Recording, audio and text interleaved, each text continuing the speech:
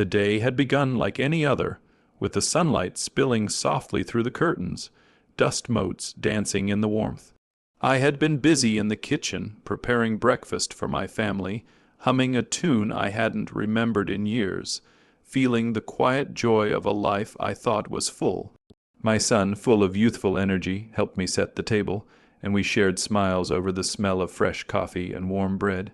Everything felt normal, safe, until the knock came. It was early, earlier than I expected.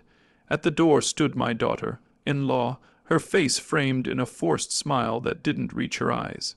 Behind her were her parents, towering over me, expressions sharp and cold, like winter wind that cuts deeper than any blade. For a moment I thought perhaps they were tired from travel or anxious from the journey, but the words that came next were knives. Asterisk, you can sleep on the couch, or better yet, get a hotel room. Asterisk, she said, her voice dripping with a casual cruelty that stunned me. She didn't hesitate, no softness, no pause to measure the impact, just the cold truth, delivered as if it were a gift I hadn't yet earned. I opened my mouth, wanting to say something, anything, perhaps to remind her that I had raised her husband, that this house had seen years of my love, care, and sacrifice. But her father stepped forward, his tone equally cutting. Asterisk, you'd better leave. We won't have enough room for 5 people. Asterisk, he said, as though the words themselves could erase all the years, all the memories, all the effort I had poured into making this house a home. I stood frozen, the room spinning slightly as the weight of betrayal settled over me like a storm cloud. I had expected tension, perhaps disagreement, but never this. Never such blatant dismissal of a life I had built and nurtured. I felt the walls of my home, the place I had once felt invincible, shrink around me, hostile and unfamiliar. I wanted to cry, but the tears didn't come immediately. Instead, there was a hollow ache in my chest, a burning emptiness that made my hands tremble. My son looked between us, confusion and fear etched into his young face. I saw the shame, the anger, and most painfully, the fear that he might lose the family he had just begun to build. Asterisk, I see. Asterisk, I whispered, my voice shaking but steadying itself as I took a deep breath. I couldn't fight them here, not today. Their cruelty was sharp, unyielding, and they thrived on my hurt. I realized with a cold clarity that dignity would be my shield. Without another word, I turned. The door closed behind me, muffling the heated murmurs and accusations that rose as I stepped into the street. The air outside was crisp, a bitter wind biting at my cheeks, but it was cleaner, freer, somehow purer than the suffocating tension I had just left behind. I walked aimlessly at first, letting the street lights blur into streaks, trying to calm the storm that had erupted inside me. My heart ached not just with sadness, but with disbelief. How could she, treat someone who had given everything for them like I was nothing? That night I found a modest hotel, a small room with a narrow bed and a view of the dark city skyline. I lay awake, staring at the ceiling, my thoughts spinning. Memories of laughter, of holidays, of quiet evenings spent with my family collided with the cold reality of rejection. The pain was sharp, but beneath it, a new emotion flickered. Something slow, simmering, almost invisible, resolve. If they thought this was the end, they were mistaken. The storm outside mirrored the one inside me. But unlike the weather, I knew this storm would not pass aimlessly. It would forge me, harden me, and when the time came, it would sweep back into their lives not with fury, but with the quiet force of someone who refused to be broken. For now, though I let the tears come, one by one, silent, bitter, and cleansing, and as the night deepened and the city slept around me, I promised myself that no act of cruelty, no betrayal, could ever erase the love, wisdom, and strength I carried inside me. Tomorrow I would begin again. The first morning after I left, the hotel room felt both alien and strangely comforting. There were no familiar sounds of my home, no laughter echoing from the kitchen, no weight of their expectations pressing down on me. The silence was sharp at first, but as I sat on the edge of the narrow bed, I began to notice something I hadn't felt in years: freedom. I didn't have much, only a suitcase of clothes, a small amount of cash, and the determination not to be crushed by their cruelty. Yet, in that simplicity, I found clarity. Their arrogance had made one mistake. They assumed my absence would render me powerless, invisible, irrelevant. But they didn't know me. They didn't understand that even the deepest wounds could be transformed into strength. I started slowly, one day at a time. First, the essentials: food, work, shelter.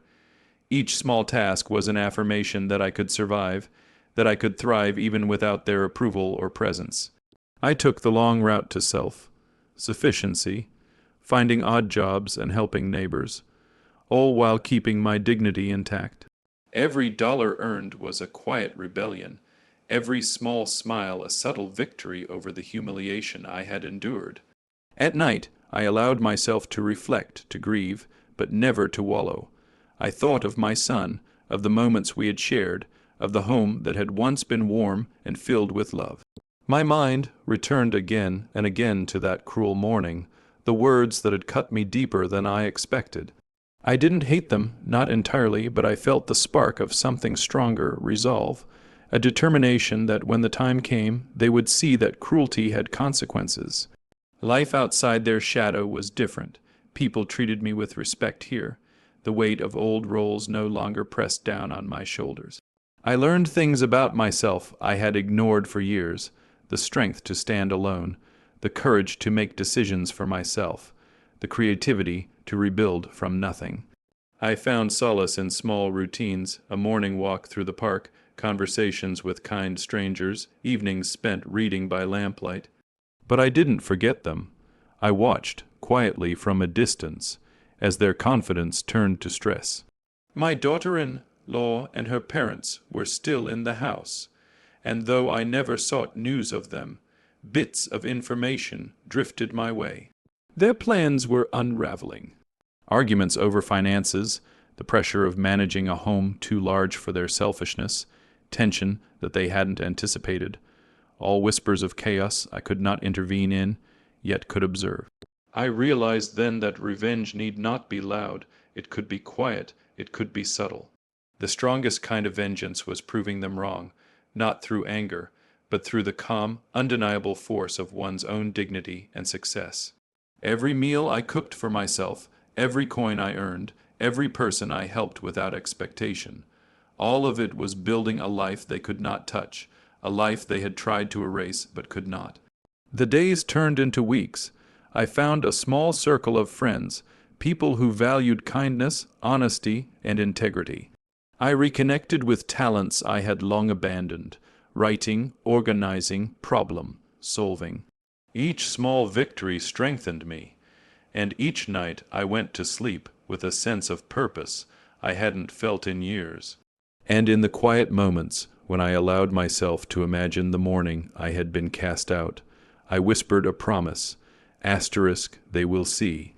They will understand what they lost, and when that day comes, it will not be anger that greets them, but the undeniable truth of who I am. The storm that had driven me away had not destroyed me. It had forged me, and as I looked at my reflection in the small hotel mirror, I saw not the victim of betrayal, but someone alive with possibility, someone who would not only survive, but thrive.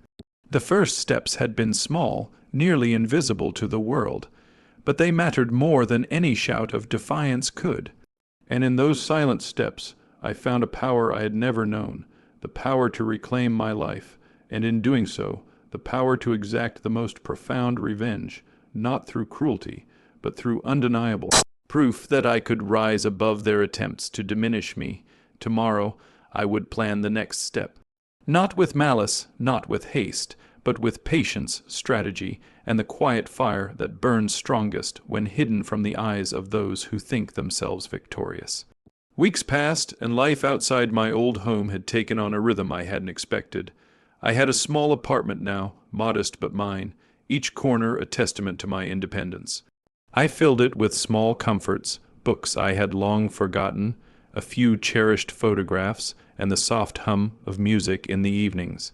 I was alive, and more importantly, I was free. Meanwhile, Back in the house I had once called home, I heard whispers of tension. Through neighbors, casual encounters, and the occasional overheard conversation, I pieced together the chaos my absence had caused. My daughter-in-law had underestimated the work, the patience, and the humility required to run a household of 5. Her parents, who had so confidently commanded my departure, were quickly discovering that authority without wisdom is a fragile thing. At first, it was small cracks, bills unpaid, forgotten errands, arguments over trivial matters that escalated like dry tinder catching flame. They thought they had won by forcing me out, but in my absence, the reality of their incompetence began to surface. I found it amusing at first, though I never let it show. Each phone call from a concerned neighbor, each overheard frustration, was a quiet vindication. I didn't need to confront them. My life was evidence enough. The daughter-in-law's forced efficiency became a spectacle of panic. Her once confident stride now shaky and uncertain. Her parents, who had boasted so loudly about the space problem, now whispered furiously behind closed doors, trying to solve issues they had never anticipated. And then the first indirect victory came. I had quietly invested in a small project, a side business that relied on the skills I had rediscovered in my weeks of rebuilding. Word spread quickly. I was thriving. I received offers of collaboration, invitations to events, and recognition from people I had helped along the way. One afternoon, as I returned from a meeting, I caught a glimpse of the neighborhood's gossiping whispers. The daughter-in-law, spotting me from across the street, froze, her hand tightening on her bag. Her mother's face mirrored the same disbelief. They were confronted, without my intervention, by the reality that I was no longer invisible, that my life continued and even flourished despite their efforts to erase me. Inside, I smiled quietly. This was the power I had discovered, the ability to influence without force, to affect outcomes simply by being myself. The tides had turned. I began to notice the small ways my absence had unbalanced their lives. My son, who had been caught between loyalty and fear, struggled to manage the household without my guidance. The daughter-in-law, once smug and commanding, now snapped at every minor inconvenience, her patience worn thin. Her parents, who had once spoken to me with condescension, were now visibly stressed, grasping for solutions they had never needed before. It was not revenge born of cruelty. It was the natural consequence of their arrogance, and yet it was beautiful in its inevitability. A week later, a new wave of panic hit them. The house, always so orderly under my hand, now bore the signs of strain. Meals skipped, laundry piled high, finances stretched to the limit. And then the phone calls came. They had underestimated the obligations, the responsibilities, and the simple, human need for care and consistency that I had always provided. I did not interfere. I did not gloat aloud. I watched quietly, knowing that the universe had a way of balancing itself. But when I heard my daughter-in-law's voice on the phone, shaking and desperate, asterisk, "It's impossible, it can't be," asterisk, my chest tightened. The words were the echo of the betrayal I had felt weeks ago, now reflected back at them like a mirror they couldn't escape. I did not need to shout, to accuse, or to demand acknowledgement. They were witnessing, in real time, the consequences of their choices, and it was sweeter than any confrontation I could have orchestrated. I realized then that the most profound form of revenge was not humiliation nor confrontation, but the unassailable proof of one's worth. The daughter-in-law and her parents had attempted to diminish me, but in doing so, they had revealed their own flaws, their arrogance, their lack of foresight. And I, calm, dignified, thriving, stood outside it all, untouched by the panic they had invited upon themselves.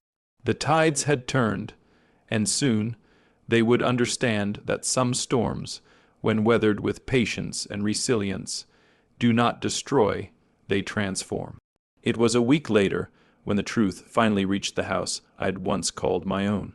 I had been going about my life quietly, tending to my small apartment, to my friends, to my work life unshaken, steady, and filled with a sense of purpose I hadn't known in years. I had grown stronger not only in circumstance but in heart, and yet from afar I could sense the tremors. The daughter-in-law's world was unraveling. Bills, schedules, and responsibilities that she had once sneered at were now gnawing at her with relentless persistence. Her parents, whose authority had once been absolute, were scrambling, helpless, against the consequences of their own pride. The breaking point came in the early afternoon. I heard the panic in her voice through a mutual friend who had stayed in contact. Asterisk, it's impossible, it can't be. Asterisk, she cried, tears rolling freely down her cheeks. Her voice cracked, a mix of fear, disbelief, and helplessness. Her father was frantic too, pacing back and forth, wringing his hands. He had realized too late that their hasty arrogance, the way they had cast me out as if I were nothing, had left them exposed. They had assumed my absence would create convenience, a simplified life. Instead, it had created chaos. I could have walked away entirely, left them to flounder, but I chose to return. Not with anger, not with recrimination, but with calm authority, with the quiet dignity of someone who has survived the storm and emerged unshakable. When I stepped through the familiar doorway, the weight of years of memories of love and betrayal settled into the room like a tangible presence. The daughter-in-law's mouth fell open, her parents froze, their eyes widened, scanning me for signs of weakness that were no longer there. Asterisk, you're back. Asterisk, her voice faltered, weak with incredulity. I smiled softly, a smile devoid of malice, full instead of strength and quiet triumph. Asterisk, I never left. Asterisk, I said simply. Asterisk, not truly. Asterisk, and in that moment everything shifted. The tension that had hung in the air for weeks, the panic, the frustration, the gnawing realization of their mistakes collapsed inward. They had been so certain of their victory, so sure that they could erase me from their lives. Yet here I was, not diminished, not broken, not bitter. I was stronger than ever, and their world, built on arrogance and cruelty, was unraveling before them. I didn't scold them, I didn't remind them of the pain they had caused. Words would have been cheap. Instead, I demonstrated through presence, through composure, through the undeniable proof of my resilience, that they had underestimated me, and that their actions had consequences. My son, who had stood silently in the background, looked between us, a mix of awe and relief in his eyes. He had never realized fully the depth of my strength, nor the quiet wisdom that had allowed me to weather betrayal without losing myself. The daughter-in-law, overwhelmed, sank to the floor, tears streaming, while her parents muttered excuses that sounded hollow even to their own ears. They had been confronted not by anger, but by truth, the truth that their selfishness and cruelty could not destroy the love, dignity, and capability of someone who refused to be diminished. In the days that followed, the atmosphere in the house shifted. The daughter-in-law learned humility in a way no argument could have taught her. Her parents learned that authority without respect is empty. And I, having endured the storm and rebuilt from its ashes, understood the profound power of patience, resilience, and self-respect. The revenge had not been loud or vengeful. It had not been a display of fury or spite. It had been life itself, strong, steady, undeniable. And in that quiet reckoning I found peace. I had been wronged, yes. I had been betrayed, cast aside when all I had offered was love. But in rising above their cruelty, I discovered a strength they could not touch, a victory that could not be stolen, and a dignity that remained unshakable. And as I looked around the room at the faces of those who had once sought to diminish me, I realized something that made my heart both heavy and light. They had forced me into my storm, and in doing so they had made me unstoppable. The storm had passed, but I had not only survived it. I had emerged from it unbroken, whole, and undeniably triumphant.